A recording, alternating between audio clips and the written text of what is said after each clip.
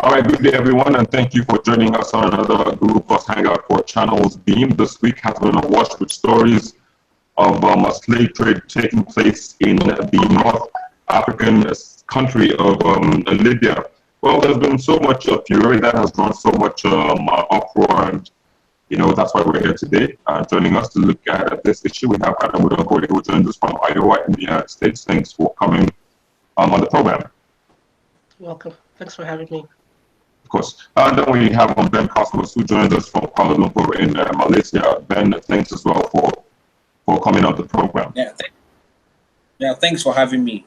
Of course. So let's begin with why people leave their countries, or why Africans leave their countries to embark on this journey that, time without number, we have been told is a dangerous one.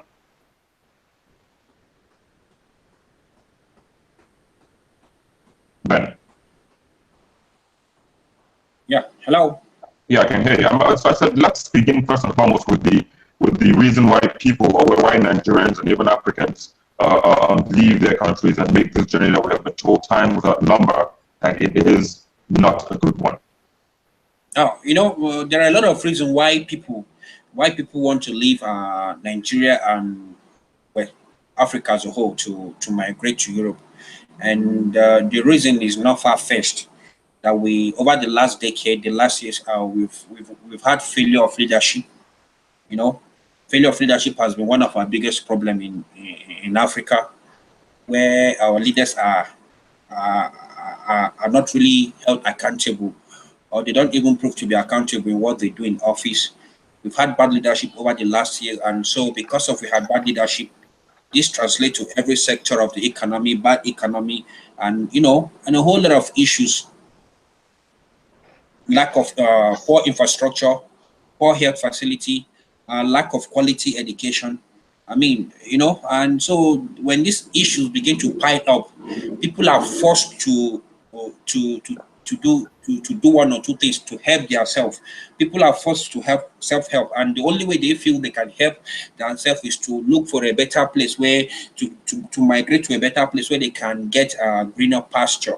Another issue here again is, in terms of war and conflict and political war and the rest of them, it has also contributed to the main reason why people travel from one particular geographical location to another in search of better life, in search of safety, their own life and for their family, and also to secure the future of their children and their unborn children. And that is why some of these people are taken to the desert, trying to cross over to Europe.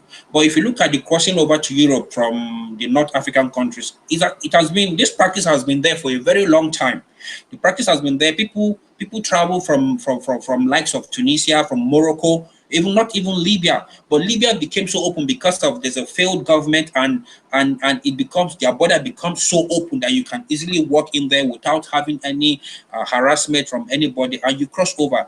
But all of a sudden, when Libya collapsed and there is no longer government in place, coupled with if you look at the Horn of Africa, the likes of Somalia, the likes of Ethiopia, the likes of Eritrea, the kind of war region, what has happened over the last place, where you see people also migrating to Europe, that one you can understand, because war and militant activities has ravaged that particular region. So people are running for safety, and the only way they feel they can go that could help them is to run into Europe. And unfortunately, the migrants, the so-called cartel, saw that this is a very lucrative business, and they capitalized on it, coupled with the failed state in Libya. And so they started doing all sorts of things. But people traveling to Libya, it's been there for a very long time. People don't even talk about things like this, but because of what is happening in Libya, the maltreatment, the slave trade issue, which we find ourselves in, which is a very, very bad incident. It's drawn a whole lot of condemnation from world leaders, and EU is doing something about it. African Union is also doing something about it to end the safe trade issue there. But I think if we can come back as a nation, rebuild our nation, put up our infrastructures, I don't think there's any reason why a lot of people want to leave their home country to another place where anything they want, they can get in there. I don't see any reason why anybody will wake up one morning and take to that kind of journey, because anybody you see taking to that kind of journey has virtually given up. They've lost hope in their own home country, and that is why people take to those kind of journey. All right, Beryl, let me just come to you now. Ben is saying he's attributing the migration, of people from their countries. He made quite a number of he mentioned quite a number of reasons why people go on that journey. But he also mentioned in the course of his discussion that the EU, the African Union, have spoken against it, have condemned the act. But we must also note the fact that Libyan officials have denied that anything of such is going on. But here we are, we have the AU and the EU, condemning these practices. Do you think we will make a headway if we have international communities condemning, while the home state or the accused is saying nothing of such is happening, but it will investigate? Yeah, absolutely, Victor. It's natural for anyone not to deny wrongdoing.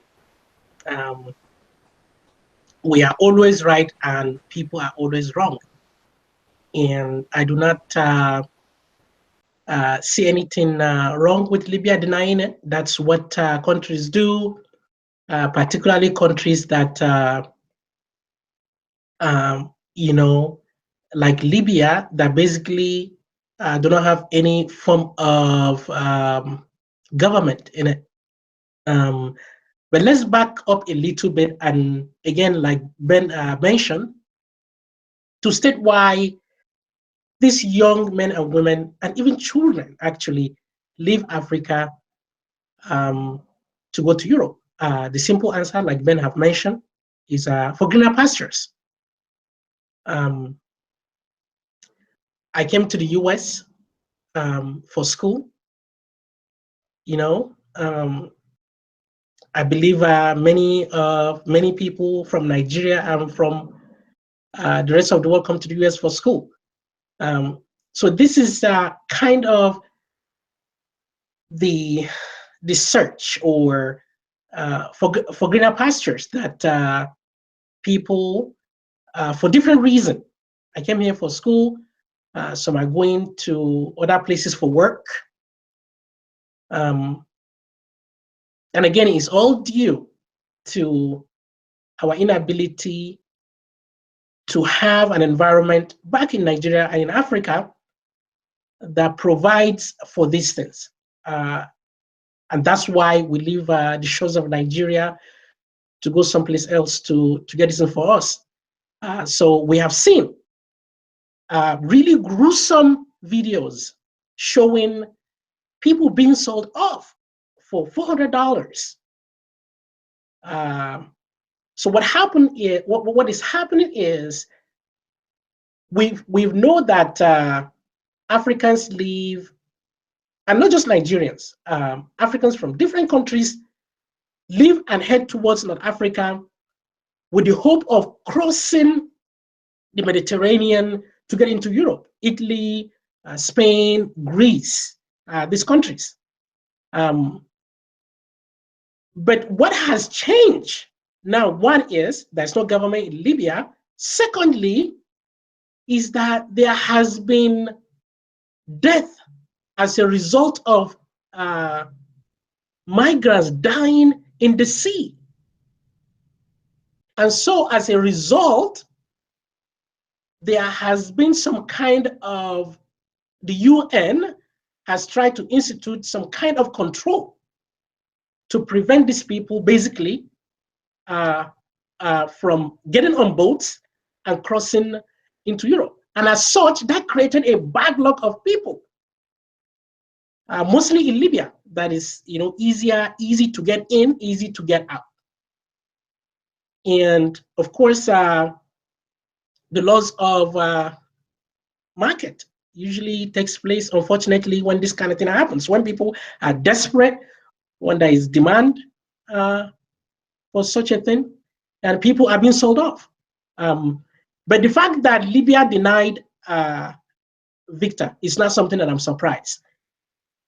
We also need to address, like Ben have mentioned, why these people are leaving. Why are Africans leaving? Why did I came to the United States to study? Well, I believe that I will get more and better education in the United States. And that is a fact. Not that I won't get a considerable good education, I will. But I'll get a little or a lot more better in the United States. So that means we need to address these issues. And but you did that using the legal process. Well, Victor, sorry, Victor, come again. I said you did that legally. You followed the due process. That's right. I came legally, but it's more of for the same reason. That's kind of my point. We leave Nigeria. Africans leave Nigeria to places like the United States, Europe, or other countries to get something they wouldn't get in Nigeria. So, like Ben have mentioned, we need to address this thing. But my approach and what I would suggest is a little different from what Ben suggested. And I think the problem is not good leadership. Our issue is lack of freedom. We don't have the freedom to take matters into our hands and take care of them. We have another method where we have people, we entrust people with our resources, with everything to take care of us. Victor, that system never worked.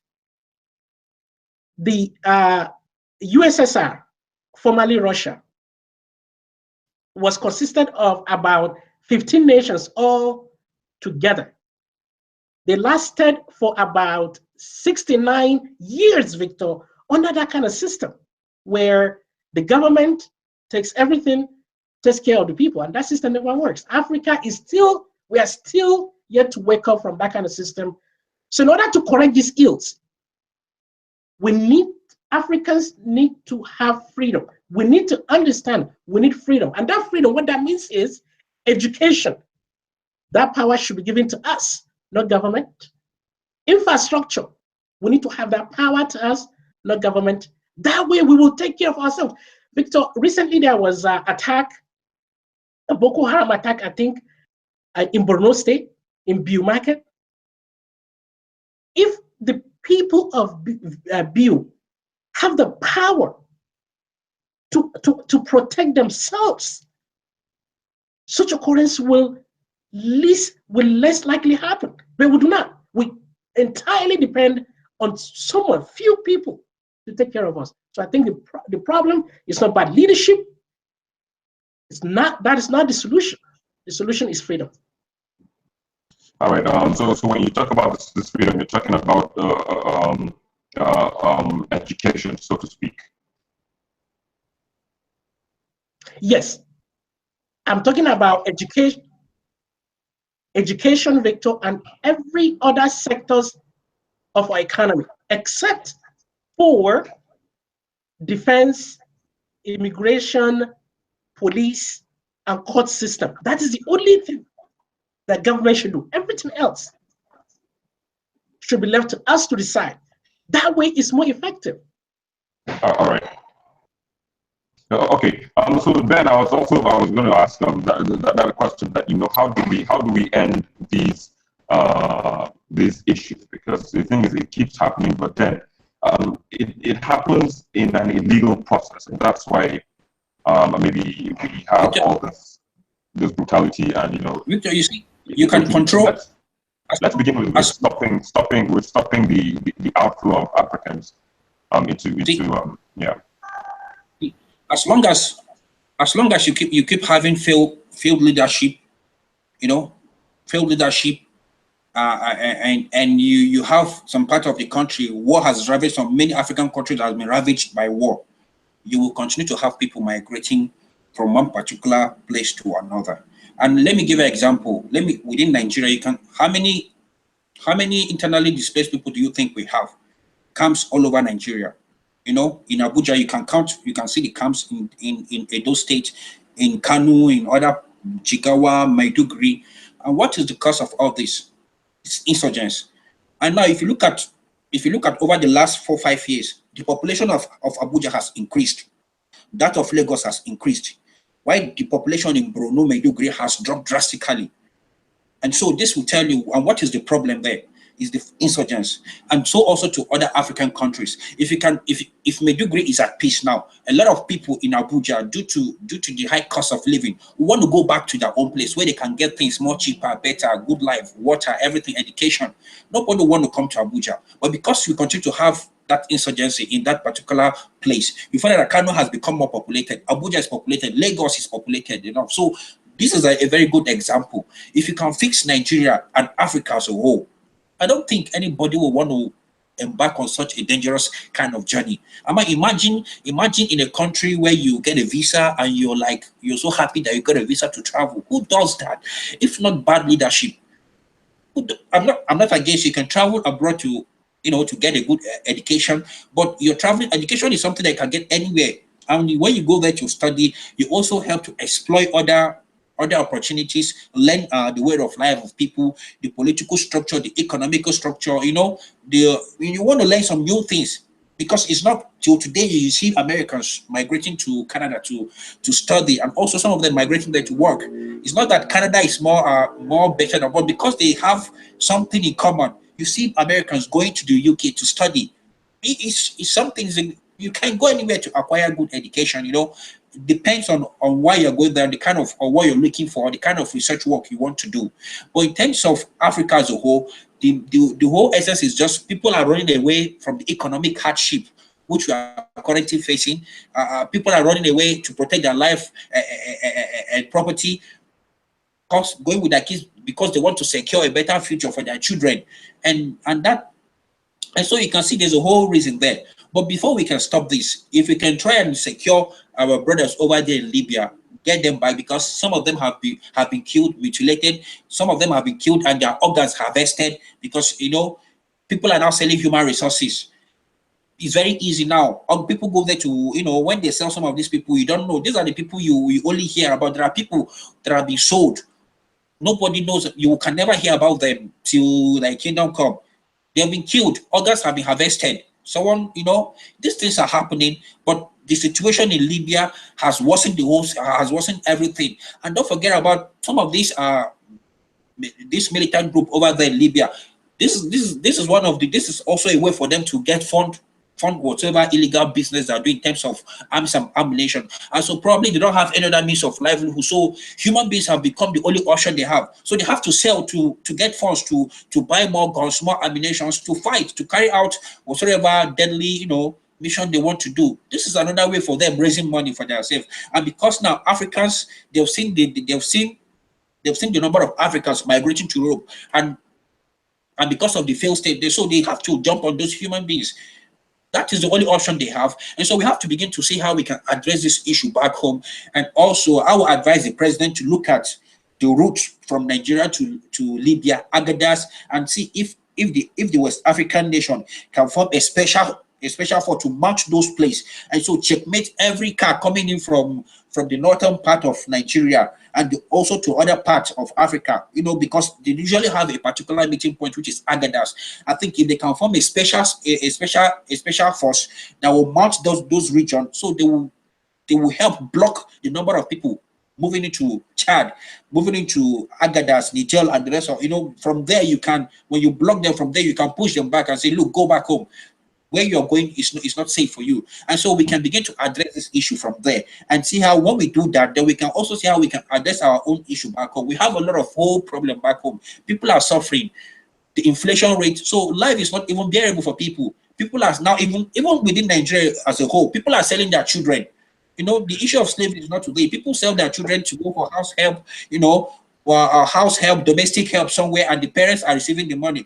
This is another modern way. This is another modern slavery in town, which is practiced in our local domain. We see all these things, you know.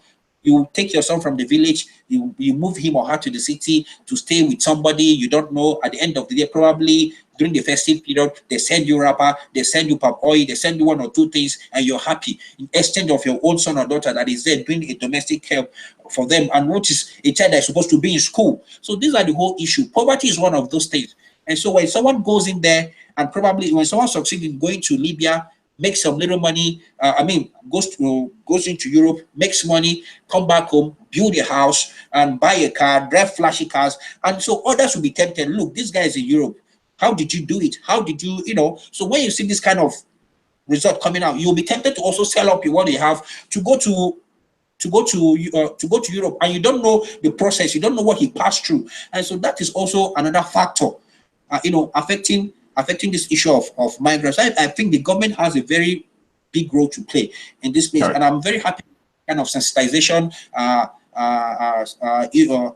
media, the way they are going about, trying to sensitize people on traveling. And I think the Edo State governor has done very well in also, sensitizing its citizens, because they are the number one as long as Nigeria is concerned in terms of, people traveling to Europe. They know that route very well. The people from that particular axis know that route very well, and they have done a very good job. I must commend the governor and also some NGOs that are helping, sensitize the community around that region. All right, very well. So again, you made mention of a couple of reasons behind this menace, but then Adam, let me come back to you. One of the issues, or one of the reasons people have also raised is the fact that the porous nature of our borders. Do you think that also has contributed, and what do you think should be done, at least indirectly, to curb this from continuing? Yeah, absolutely, Victor. I definitely agree that one of the reasons why this thing has escalated is because of the porous border, especially in Libya, where there is no any form of a system there of control, of order, of law and order. So that has contributed a lot. And so these people can easily go through Libya. Not that this doesn't happen before.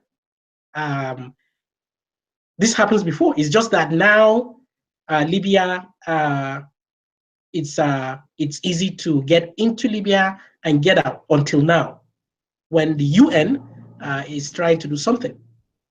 And I hear people a lot blame the West for toppling Gaddafi,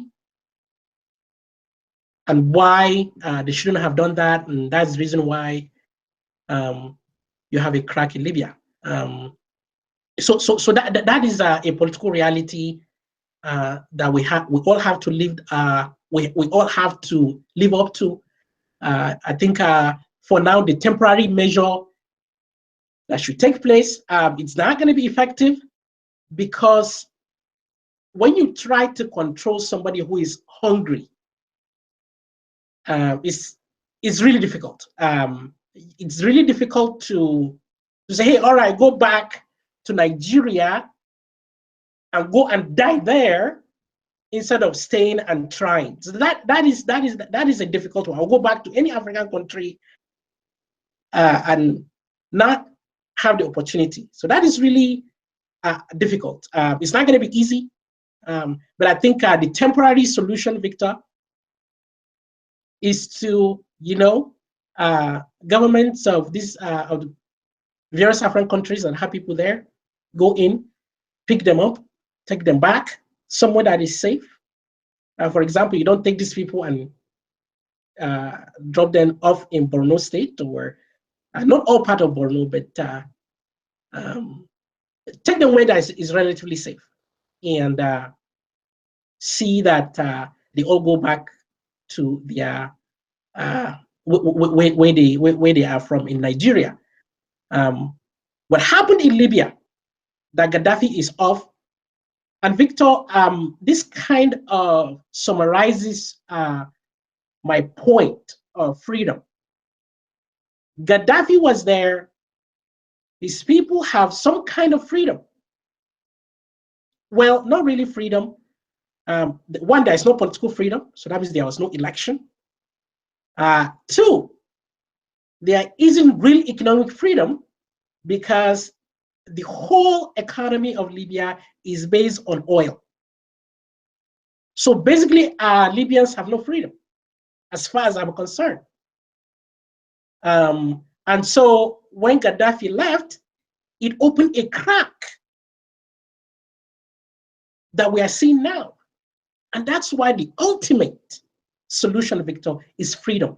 And freedom is simply let Africans, let Nigerians decide, let Nigerians own the power and resources, no government. That is the only way that we could eventually get out of this.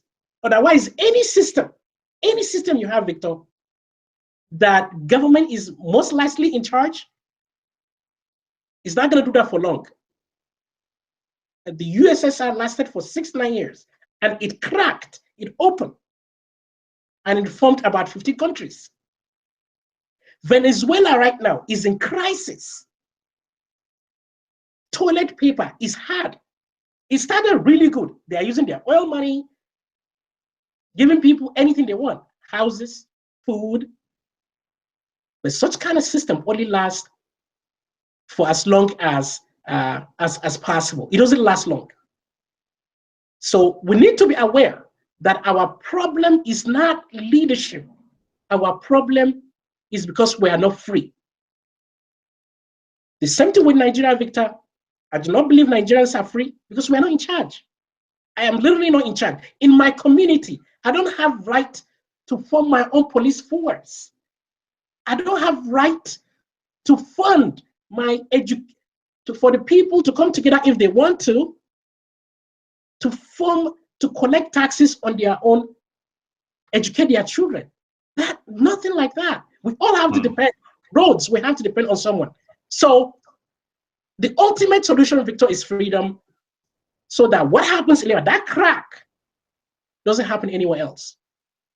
All right, very well. Let's look. I mean, we see those of you watching by our YouTube stream. We do see all of you. Thank you as well for joining us. We can't, of course, name you one by one, but let's just take a look at some of the comments that are going on there.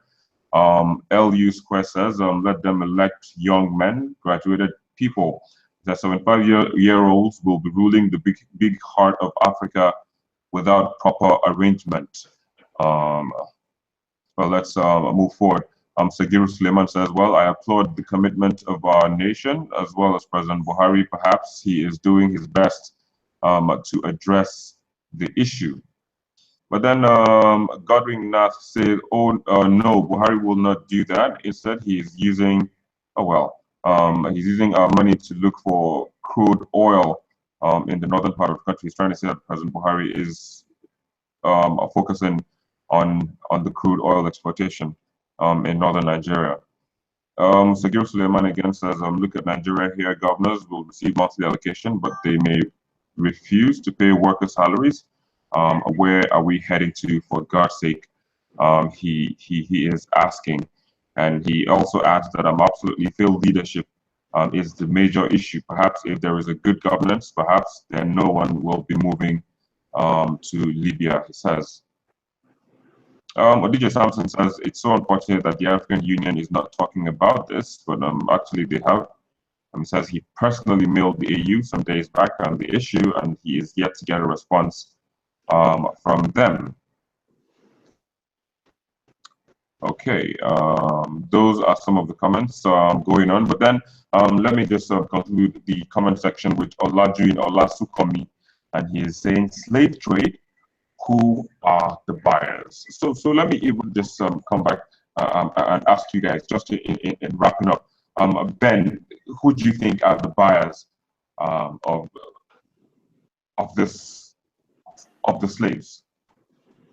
Well, I think I don't think I will begin to point accusing fingers or try to name one particular sort of region as the buyers, but there's a high there's a high quest for organs, human organs, and so when people are sold, you don't know what to do with them. One question you will know is that people are sold, but who is buying those people? Who is buying them? I don't think the Nigerian government has paid for anybody, for any head, for any Nigerian to say, look, okay, we'll buy, release him to us, we'll take. No, I don't think so. No country, no any African country has come to say, look, we are buying our citizens back. No, somebody is buying this. It's obvious that somebody is buying these people, and when they are sold, you don't know their whereabouts again. I don't think there's anybody working in a plantation anymore. If you put someone in a plantation, they will definitely run away. So someone is buying these people and using them for something else. And the reason is not far-fetched, and the people buying them are not far from there. They're not far from the Middle East. They're not far from the north and south, from the neighboring countries in the Gulf nations there. So it's obvious that someone is buying them. So I can't begin to call names, but I think we should begin to do something. That act is condemnable. Is something that we shouldn't even be hearing of it in this 21st century. But I think now that the whole world is aware of it and everybody is talking, I think they will find a lasting solution. And I think the government should begin to do the needful. It's a very big shame that even when people are migrating to other places, we Nigerians are also migrating. And if you look at the number of Nigerians migrating, they're not from the northern part. If you look at the sizable portion, they're also from the south, southeast, southwest, still moving, you know. And so if the people from if somebody from Brunei is embarking on such journey, you can understand why he's embarking on such journey. But if somebody from the southeast, south is also embarking on, there's some particular something he's looking for. And so you see Cameroonians, Ghanaians, and Cameroonians even have to come to Nigeria. Some of these countries, they have to crash to Nigeria. So I think we should do something about it. Let us begin to fix our infrastructure, build our roads, build good, strong institution, manage our resources, and let every Nigerian have a stake in government and enjoy the natural resources that God has given to us. Then we'll all begin to have a very good nation. All right, thank you very much, Ben. You joined us from Kuala Lumpur in Malaysia. I don't want to forget your own response on that before we close finally. Who are those buying the slaves? Well, Victor, we know people are being bought, killed, and used. Their organs are extracted and sold. Two, the militias or the people in Libya are forcing these Africans to work for them basically for free. So that's slavery right there. So this is what is going on. And sometimes people try to, these Africans try to buy their way out in order to cross through, and again, an authorized channel that always ends deadly. So we know we can't stop. This process is hard to stop. You like, again, when you can't, it's very difficult to stop that kind of thing. What we need to do is we need to acknowledge that this is real. If there's any temporary measure that we need to do to stop this, it's not going to be easy. Let's stop it. Let's get these people back to their various countries, if possible. If not, whether or not we do that, let's try to fix the real issue, which is infrastructure, poverty, all these things. But the way to achieve these things, Victor, is not through good leadership. It's not through enjoying our resources. All that, giving government to enjoy resources, is the reason why these people are fleeing. The thing is freedom. We need to own ourselves and our resources. Land in Nigeria is not even our own. We are renting it from the government. If we find oil is the government's one, that shouldn't be. That is the problem. Trying to share things never works. It always fails. So until we stop that disease of trying to take care of each other, instead of allowing people to own stuff, do stuff on their own, this thing will still continue. Africans need freedom, not good leaders. All right, thank you very much. You join us from Iowa in the United States. And we also again see those of you who are watching us via the YouTube stream. Thank you as well for joining us and being part of the program. But that's where we'll have to wrap it up on today's edition of the program. It is, again, Google Plus Hangout for Channels Beam, and I'm Victor Matthias. Bye for now.